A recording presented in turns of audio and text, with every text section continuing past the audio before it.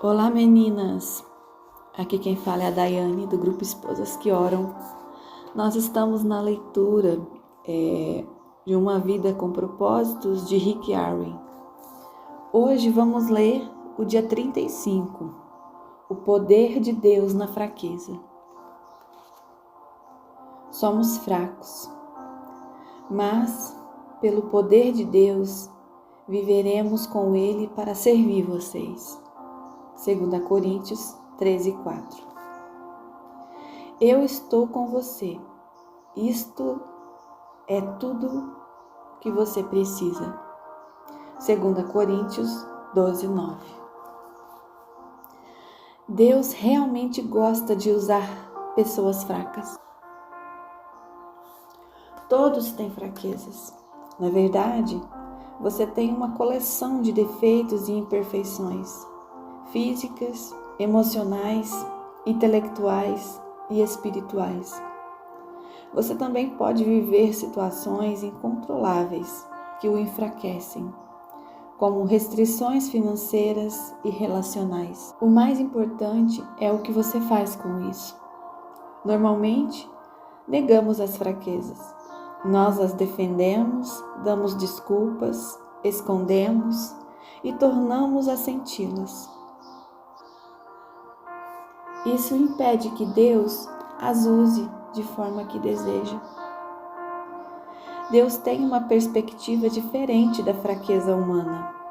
Ele diz: os meus caminhos e os meus pensamentos são mais altos que os seus. Isaías 55:9. Por isso, Ele muitas vezes age de forma exatamente oposta ao que esperamos. Imaginamos que Deus deseja usar somente nossas virtudes, mas Ele também quer usar as nossas fraquezas para a sua glória. A Bíblia diz: Deus escolheu para envergonhar os poderosos, o que o mundo acha fraco. 1 Coríntios 1:27. As fraquezas não são um acidente. Deus as permitiu em sua vida deliberadamente a fim de demonstrar o seu poder por meio de você. Deus nunca ficou impressionado com a força nem com a autossuficiência. Aliás, Ele é atraído por pessoas que são fracas e admitem isso. Jesus considera pobres em espírito os que reconhecem suas próprias necessidades. Essa é a primeira atitude a ser abençoada por Ele. Mateus 5:3. A Bíblia está repleta de exemplos que demonstram como o Senhor gosta de usar pessoas comuns e imperfeitas para realizar coisas extraordinárias, a despeito de suas fraquezas. Se Deus só utilizasse pessoas perfeitas, nada seria realizado, porque nenhum de nós é infalível. Ele utiliza pessoas imperfeitas e esse é um fato animador para todos nós. A fraqueza, ou espinho, como Paulo a denomina, lá em 2 Coríntios 12:7, não é um pecado ou um vício de caráter que você possa mudar, como o exagero na comida ou a impaciência. A fraqueza é qualquer limitação que você herdou ou não tem meios de alterar. Pode ser uma limitação física, como uma deficiência de membros, pode ser uma doença crônica, vigor natural baixo ou alguma inaptidão. Pode também ser uma limitação emocional, como a sequela de um trauma, uma lembrança dolorosa, um comportamento peculiar ou algum fator hereditário. Pode ainda ser uma limitação intelectual ou nas habilidades. Nem todos somos absolutamente brilhantes ou talentosos. Quando você pensa nas limitações de sua vida, pode se sentir tentado a concluir: Deus nunca poderia me usar. Contudo, o Senhor jamais será limitado por nossas limitações. Aliás, Ele gosta de encher recipientes comuns com o seu grande poder. A Bíblia diz: somos como vasos de barro em que esse tesouro é armazenado. O poder real vem de Deus, mas não de nós. 2 Coríntios 4:7. A exemplo da cerâmica comum, apresentamos falhas e quebramos com facilidade. Mas Deus irá nos usar, se permitirmos que Ele trabalhe por meio de nossas fraquezas.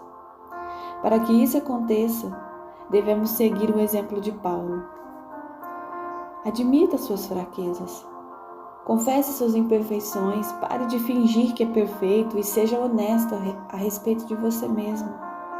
Em vez de viver apresentando desculpas e recusas, identifique sem pressa suas fraquezas pessoais. Você pode até fazer uma lista delas. Duas grandes confissões no Novo Testamento ilustram o que é necessário para uma vida saudável. A primeira foi feita por Pedro, que disse a Jesus: Tu és o Cristo, o Filho do Deus vivo. Mateus 16:16. A segunda foi feita por Paulo, que disse à multidão que o idolatrava: Nós somos simples seres humanos, como vocês. Atos 14:15.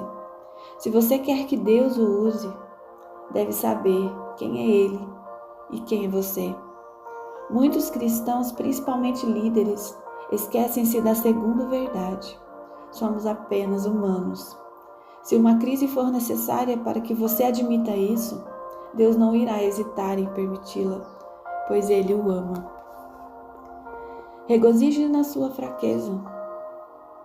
Paulo disse: Sinto-me muito feliz em me gloriar nas minhas fraquezas, pois assim o poder de Cristo poderá agir no meu intermédio.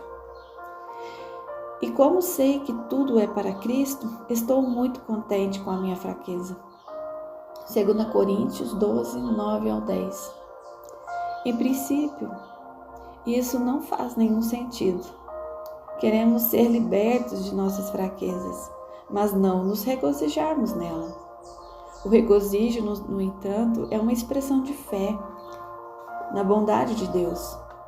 É como dizer: Deus, creio que Tu me amas e sabes o que é melhor para mim. Paulo apresenta várias razões para ficarmos contentes com as fraquezas. Para começar, elas nos fazem depender de Deus, falando a respeito da própria fraqueza, que o Senhor recusara eliminar. O apóstolo declarou: Já que eu sei que tudo é para o bem de Cristo, alegro-me nas fraquezas, nos insultos, nas durezas, nas perseguições e nas dificuldades. Porque quando eu estou fraco, então eu sou forte. 2 Coríntios 12:10. Sempre que se sentir fraco, Deus irá lembrá-lo de que você depende dele. As fraquezas também previnem a arrogância. Elas nos mantêm humildes, como diz Paulo. Por causa da grandiosidade daquelas revelações, para que eu não ficasse orgulhoso, recebi o dom de um obstáculo, que me mantém em contato permanente com minhas limitações. 2 Coríntios 12:7. Deus, em muitos casos, reúne uma grande fraqueza com uma grande força, a fim de manter o nosso ego sob controle. A limitação pode agir como um instrumento controlador, que nos impede de nos apressar e passar à frente de Deus. Quando Gideão recrutou um exército de 32.000 homens para combater os midianitas, Deus os reduziu a apenas 300 homens. Isso fez que as chances no combate contra as tropas inimigas, cujo efetivo era de 135.000 homens, ficassem reduzidas à porção de 1 para 450. Isso aparentemente era a receita para a ruína, mas Deus agiu assim para que Israel soubesse que, fora o poder de Deus, não há força deles que os havia livrado. Nossas fraquezas também incentivam a comunhão entre os fiéis. enquanto a força gera um espírito independente. Não preciso de mais ninguém. As limitações demonstram quanto precisamos uns dos outros. Quando tecemos as frágeis fibras de nossa vida, uns com os outros, surge uma corda de grande força. Vance Havner brincava: os cristãos são como flocos de neve, são frágeis, mas juntos param o trânsito. Acima de tudo, nossas fraquezas aumentam nossa capacidade para o exercício do ministério e da solidariedade. Elas nos tornam mais atenciosos e nos fazem sentir compaixão pelas fraquezas dos outros. Deus quer que você tenha um ministério semelhante ao de Cristo. Isso significa que as outras pessoas, deverão achar cura nas feridas. As mais profundas mensagens de vida e o ministério mais eficiente surgirão das dores mais profundas. As coisas que o deixam mais constrangido e envergonhado, as quais você reluta em compartilhar, são justamente os instrumentos que Deus usará com mais poder para curar os outros. O grande missionário Hudson Taylor disse: todos os gigantes de Deus são pessoas fracas. As fraquezas de Moisés eram seu temperamento. Por causa disso, ele assassinou um egípcio, feriu a rocha a qual deveria falar e quebrou as tábuas dos 10 mandamentos. Ainda assim, Deus transformou-o no homem mais paciente da terra. Números 12:3. As fraquezas de Gideão eram baixa autoestima e profunda insegurança, mas Deus transformou-o num poderoso guerreiro. Juízes 6:12. A fraqueza de Abraão era o medo. Não uma, mas 2 vezes, ele afirmou que Sara, sua mulher, era sua irmã, apenas para se proteger. Mas Deus transformou Abraão no pai de todos os que têm fé. Romanos 4:11. Impulsivo e sem força de vontade, Pedro tornou-se uma pedra. Mateus 16:18. O adúltero Davi tornou-se o homem segundo meu coração. Atos 13:22. João, um dos impulsivos filhos do trovão, tornou-se o apóstolo do amor. A lista poderia seguir interminavelmente. Não tomarei muito tempo para relatar as histórias de fé de Gideão, Baraque, Sansão, Jefté, Davi, Samuel e de todos os profetas. Suas fraquezas se transformaram em força. Hebreus 11:32-34. Deus é especialista em transformar fraquezas em força. Ele quer pegar sua maior fraqueza e transformá-la.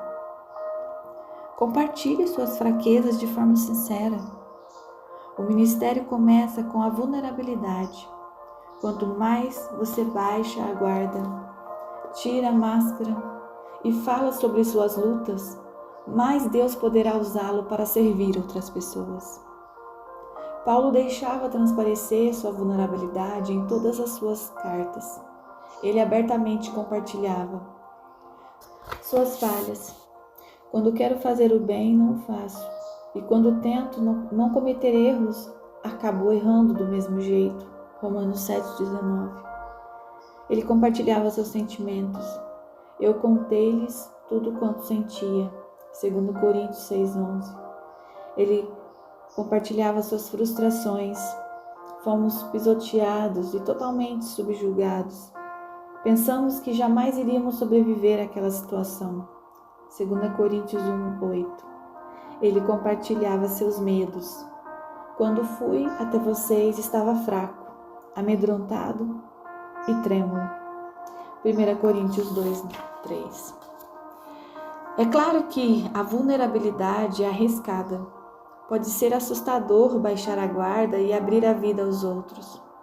Quando você expõe fracassos, sentimentos, frustrações e temores, arrisca-se a ser rejeitado, mas os benefícios valem o risco. A vulnerabilidade liberta emocionalmente.